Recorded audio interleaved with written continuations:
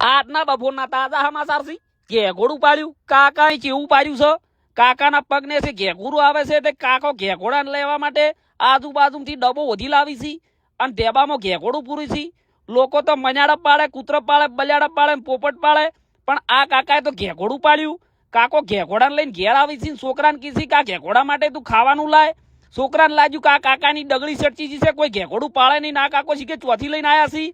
આ બધું પૂરું થયા પછી કાકો ઘેઘોડાને વટાણા ખવડાવે છે. જોવા તમે કેવા વટાણા ખાઈ રહ્યા છે. ઘેઘોડું વટાણા ખાય નહીં. આ બધું પૂરું થયું એટલે કાકો ઘેઘોડાને ઊંઘાડે છે એના જોડે અને વાલી કરાવી છે.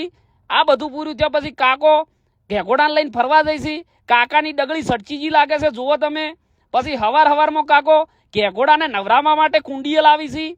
પોણી ઢાંઢું જોઈ અને કાકો કે છે તું હોય બે અમન લાગ્યું ઘેઘોડાનું રોમ નામ સત્ય થઈ જવાનું છે, પણ ઘેઘોડું તો જતું રહેશે. અને એવામાં અહીંયાનો છોકરો હાથ પગ ધોવા આવે છે અને કાકો તો આવી જાય છે. કાકાનું મગજ સડશે છે કે મારું ઘેઘોડું તે ચો નાખ્યું છે, લઈ આલ મને. છોકરાને બરાબરનો મારે છે પાટે ને પાટે. અને ઊભા ખેતરમાં કાકો ઘેઘોડું વધી રહ્યા હોય છે, પણ ઘેઘોડું ચોય મળતું નથી. ઘેઘોડું તો કેમ બચી ગયેલું હોય છે. અને કાકો માથે રૂમાલ ઉઠીને રોવી છે.